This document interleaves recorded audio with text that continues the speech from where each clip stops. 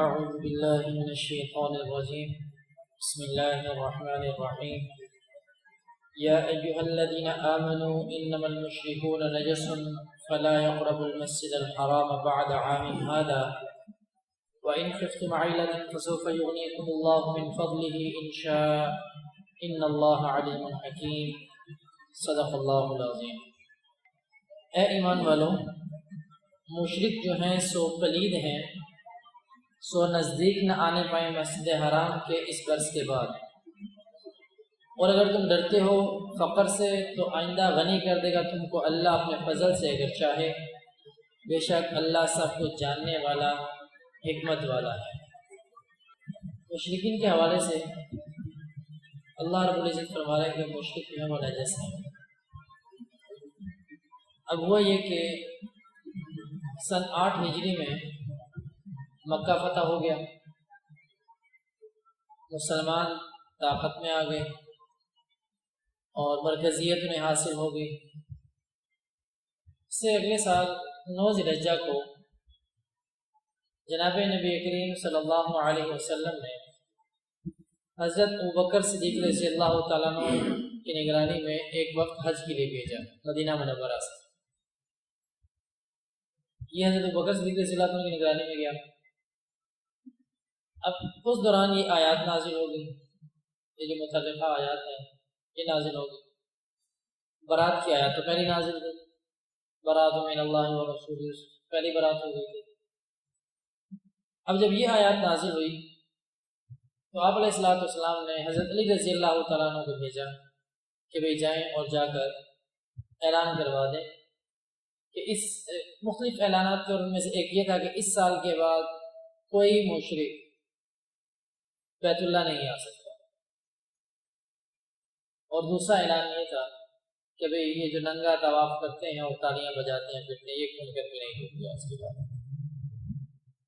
اب یہ 9 ہجری کا واقعہ ہے، اعلان ہو گیا وہاں، اور پھر 10 ہجری کو جناب نبی کریم صلی اللہ علیہ وسلم خود حج کے لیے تشریف لے گئے، جسے حجۃ الوداع بھی کہا جاتا ہے۔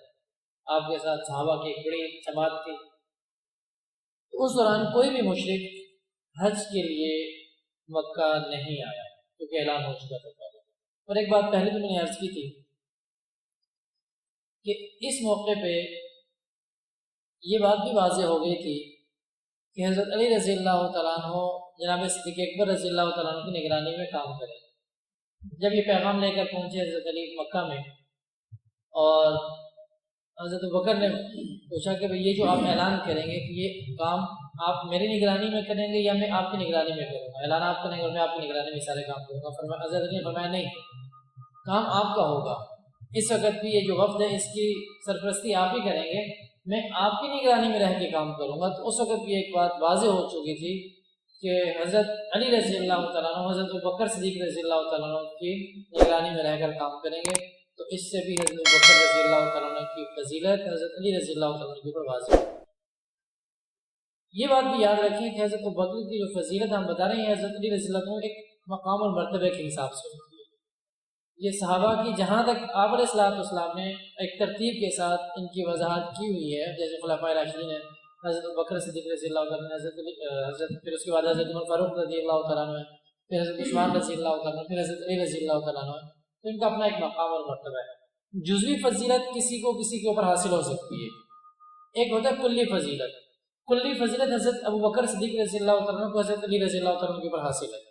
کچھ جزیات کی بنیاد کے اوپر ہم یہ بات کہہ سکتے ہیں کہ اس جزئی طور پر ہم حضرت علی رضی اللہ تعالیٰ کی فضیلت کو حضرت ابوبکر صدیق رضی اللہ تعالیٰ کے اوپر ہم سمجھتے ہیں کہ بھئی اس موقع کے اوپر یہاں پہ حضرت علی رضی اللہ تعالیٰ کو فضیلت حاصل ہے، لیکن کلی طور پہ ہم یہ نہیں کہہ سکتے کہ حضرت علی رضی اللہ تعالیٰ کو یہ اہل سنت والجماعت کا عقیدہ ہے کہ فضیلت ان کو حاصل ہے۔ برحال یہ واقعہ ہو گیا، اور اس کے بعد کوئی بھی مشرک جو ہے نا وہ مکہ میں نہیں آیا۔ اب بات یہ ہے کہ ان کی جو نجاست ہے کہ انما المشرکون نجس، مشرک جو ہیں سو پلید ہیں تو نجس ہیں، تو اب کیا ان کا مسجد کے اندر آنا یہ بھی درست نہیں ہے، یہ کیا معاملہ ہے؟ تو یہ بات یاد رکھیے کہ نجاست جو ہے وہ 2 طرح کی ہوتی ہے۔ ایک نجاست عینی جس کو نجاست کہا جاتا ہے، نجاست عین جس کو کہا جاتا ہے، سخت قسم کی نجاست، وہ ایک تو وہ نجاست ہے جس کو ہم کہتے ہیں کہ بول و براس ہو گیا، بہنے والا خون ہو گیا، خنزیر ہو گیا، اس طرح کے، یہ اس کو ہم نجاست کہتے ہیں۔ اور ایک نجاست جس کا ذکر اللہ رب العزت یہاں فرما رہے ہیں کہ ایک نجاست یہ ہوتی ہے کہ جیسے عقیدہ گندا ہے، توحید والا نہیں ہے، شرک والا عقیدہ ہے تو گندا ہے، نیت گندی ہے، اعمال گندے ہیں، ایک یہ نجاست ہے۔ تو اب کیا ان لوگوں کا مسجد کے اندر آنا بالکل ہی درست نہیں ہے یا کیا ہے، یا یہ حکم مسجد حرام کے لیے عام مسجدوں کے لیے نہیں ہے؟ تو اس میں تھوڑی سی تفصیل۔ تو یہ بات یاد رکھیے کہ ان لوگوں کی جو ناپاکی ہے یہ ایسی ناپاکی نہیں ہے جس کو ہم بدنی ناپاکی کہہ سکتے ہیں، کہ جس کی بنیاد پر ہم کسی کو مسجد میں آنے سے روک سکیں۔ اس کی وجہ یہ ہے کہ ایک وقت آیا مشرکین کا جناب نبی کریم صلی اللہ علیہ وسلم کے پاس، مشرکوں کا تھا۔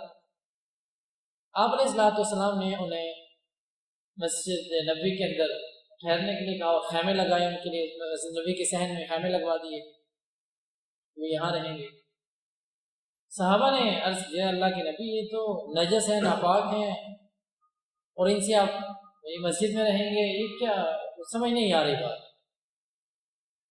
یہ کیسے مسجد میں رہیں گے، تو ناپاک ہیں۔ آپ علیہ السلام نے فرمایا کہ ان کی ناپاکی وہ ناپاکی نہیں ہے جس ناپاکی سے مسجد کے اندر آنا منع ہو جاتا ہے۔ اور ایک اور واقعہ بھی ہے کہ حضرت ابو سفیان صلح حدیبیہ کے موقع پہ، جب صلح حدیبیہ کا موقع آیا تو اس وقت تک وہ مسلمان نہیں ہوئے تھے۔ جب وہ مسجد مدینہ تشریف لائے تو آپ علیہ السلام نے انہیں مسجد نبی میں ٹھہرایا تھا۔ اس سے معلوم ہوا کہ ان کی نجاست وہ نجاست نہیں ہے، ایک تو وہ نجاست ہے جس سے بندہ مسجد میں داخل نہیں ہو سکتا، گندگی ہوتی ہے، وہ ظاہری بدنی گندگی اس کے ساتھ ہوتی ہے۔ لیکن یہ جو گندگی ہے یہ اندر کی گندگی ہے، اس کی نیت گندی ہے، اس کی سوچ گندی ہے، اس کے اعمال گندے ہیں، کیونکہ وہ مشرک ہے، اللہ کے ساتھ کسی کو شریک ٹھہرا ہے، اس سے بڑی گندگی کیا ہوگی۔ اور یہ جو گندگی ہے اس کو بھی اللہ رب العزت نے گندگی کہا ہے، فَاجْتَنِبُوا الرِّجْسَ مِنَ الْأَوْثَانِ، یہ جو بتوں کی جو پوجا کرتے ہیں نا یہ گندے ہوتے ہیں، اس کو اللہ رب العزت نے گندگی کہا ہے کہ یہ اس حساب سے یہ گندگی ہے، اس حساب سے نہیں کہ مسجد کے اندر داخل نہیں ہو سکتے۔ اور اسی طریقے سے منافقین کے بارے میں بھی اللہ فرماتے ہیں کہ یہ بھی نجس ہیں، جو منافق لوگ ہیں یہ بھی نجس ہیں۔ تو یہاں پر ان کی بھی نجاست ایسی ہے کہ ان کے اعمال گندے ہیں، ان کی نیت گندی ہے، ورنہ نجاست جو ہے حقیقی نجاست یہی ہے۔ آپ علیہ السلام ایک دفعہ قضاء حاجت کے لیے نکلے اور ان کے ساتھ حضرت عبداللہ بن مسعود رضی اللہ عنہ، جب قضاء حاجت کے لیے نکلے تو فرمایا کہ مجھے ایسا کرو کہ کچھ پتھر وغیرہ دے دو، ڈیلے دے دو۔ حضرت عبداللہ بن مسعود رضی اللہ تعالیٰ نے تلاش کیے پتھر، تو 2 پتھر ملے اور نہیں مل رہے تھے۔ اس کے لیے حکم یہ ہے کہ 3 پتھر ہونے چاہیے۔ اب انہیں جب 2 پتھر ملے، تیسرا نہیں مل رہا تھا، تو اس کے لیے انہوں نے خشک جو گوبر ہے وہ دے دیا آپ علیہ السلام۔ تو آپ علیہ السلام دیکھا، انہوں نے کہا کہ یہ کیا ہے؟ انہوں نے کہا جی 2 ہی ملے ہیں، تیسرا ملا نہیں تو یہ دے دیے اس کے لیے۔ انہوں نے کہا فرمایا کہ یہ نجس ہے، یہ 2 تو ٹھیک ہیں لیکن یہ جو آپ نے مجھے تیسرے گوبر خشک گوبر دیا ہے یہ نجس ہے، یہ ٹھیک نہیں ہے۔ تو اصل جو حقیقی گندگی ہوتی ہے جس سے پاکی حاصل کی جا سکتی ہے اور یہ سارا معاملات ہوتے ہیں، یہ گندگی وہ دوسری گندگی ہے۔ اور یہ جو گندگی اللہ رب العزت فرما رہا ہے کہ انما المشرکون نجس، یہ جو گندگی ہے یہ الگ گندگی ہے، یہ اعمال کی گندگی ہے، یہ سوچ کی گندگی ہے، یہ عقیدے کی گندگی ہے، یہ ان چیزوں کی گندگی ہے۔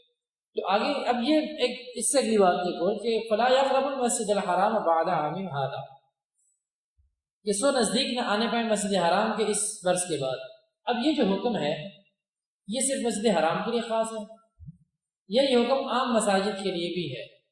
تو انشاءاللہ اس حوالے سے پھر اگلے درس کے اندر گفتگو ہوگی کہ مشرکین کا، اور ویسے بھی آپ علیہ السلام کی بعض حدیث کے اندر ہے، یہ سے ہٹ کے ایک بات ہے کہ مشرکوں سے اور یہ جو یہود و نصارہ ہیں، کیونکہ ان کی بھی عقائد کی گندگی ہے ان کے اندر بھی، کہ اس سے جزیرہ عرب کو پاک کرنا ہے، اس کو نکالنا ہے، یہاں سے ختم کرنا ہے، لوگوں کو یہ گندے دیتے ہیں۔ تو اس کے اوپر جو صحیح طور پر جب اس حکم کے اوپر کلی طور کے اوپر جب حکم نافذ ہوا وہ حضرت عمر رضی اللہ تعالیٰ کے دور میں ہوا۔ حضرت بکر صدیق رضی اللہ عنہ کے دور کے لیے اور مسائل بہت سارے تھے، اور اس کے اوپر جو صحیح طور پر عمل نافذ ہوا حضرت عمر رضی اللہ عنہ کے دور میں ہوا۔ اور اب بھی یہی ہے کہ کوئی بھی مشرک اور یہودی اور جو ہے ان لوگوں کا جو حرم ہے، حرم کے حدود کے اندر داخل ہونا یہ درست نہیں ہے۔ ہاں احناف کہتے ہیں کہ ایسی بات نہیں، اگر اجازت ہو امام کی جو وہاں کے وقت کا حاکم ہے اس کی، اگر اجازت سے آتے ہیں، کوئی سفر ہے، کوئی اور معاملہ ہے، وہاں پہ رکنا چاہتے ہیں، اس کی اجازت سے رک سکتے ہیں، ویسے نہیں رک سکتے۔ لیکن عمومی طور پر حکم یہی ہے کہ وہاں پر نہیں رہیں گے، وہاں پر یہی نہیں رکیں گے، ان کو وہاں سے نکالا جائے گا، بے دخل کیا جائے گا۔ تو باقی انشاءاللہ گفتگو پھر اگلے درس میں ہوگی۔ اللہ رب العزت سے دعا ہے کہ اللہ رب العزت ہمیں دین کی صحیح سمجھ سے